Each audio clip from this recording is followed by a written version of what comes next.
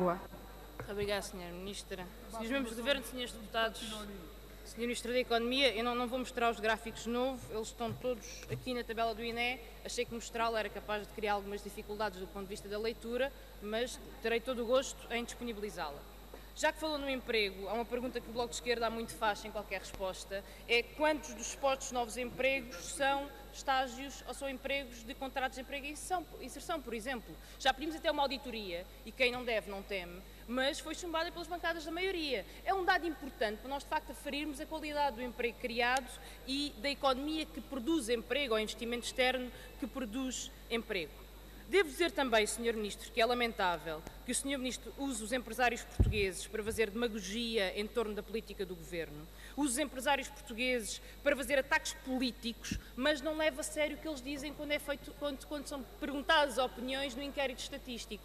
É lamentável mesmo, porque o que diz este inquérito é que as perspectivas de investimento são negativas e já aqui foi dito, elas visam apenas recuperar capacidade produtiva e capacidade produtiva que vem após a década de 2000, que ao contrário do que disse aqui há pouco, não foi uma década de desbarato de investimento. Portugal foi o único país na década de 2000 a ter uma taxa de crescimento de investimento negativa na Europa. O único na Europa que não teve crescimento de investimento. E, como temos esse bom patamar, agora vamos decrescê-lo ainda mais e ficar 12 mil milhões de euros abaixo e achar que essa política pode levar a algum tipo de recuperação económica. Eu posso aguardar um pouco para que... Muito obrigada. E, portanto, gostaríamos mesmo de ouvir uma opinião séria sobre as perspectivas dos empresários portugueses, assim como do emprego, assim como do investimento. Um outro setor que me parece lamentável é que se confunda endividamento externo com saldos comerciais e a origem dos saldos comerciais. Porque o problema do endividamento externo mantém-se. Portugal é o país com maior endividamento externo da zona euro.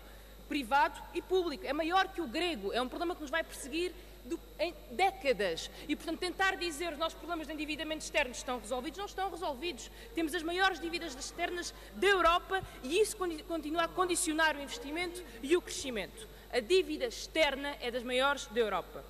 Saldo comercial, podemos também referir, e já tivemos esta discussão, que a maior parte dos países da Europa tiveram um saldo comercial positivo por uma questão de ajustamento por diminuição das importações e aumento das exportações. E eu queria até encontrar uns gráficos que trouxe para lhe mostrar, que acho que são bastante elucidativos. E eu hoje acho que os gráficos são uma boa forma de debate. A azul temos exportações, a vermelho temos importações. O que é que acontece? As exportações decresceram até 2012, mas as importações decresceram bastante mais. E depois cresceram as exportações, as importações também, mas bastante menos. E isto fez com que nós conseguíssemos um saldo comercial positivo, como aliás muitos países da Europa. Ninguém está a negar, as exportações cresceram de facto em 2012 e 2013. Mas o que é que se dá no final de 2013? O crescimento das importações ultrapassa o crescimento das exportações. É aí que as duas curvas se cruzam e que temos outra vez um problema estrutural na economia. É quando as duas curvas se cruzam que temos um problema. A curva das importações supera a curva das exportações. E termino, Sra. Presidente.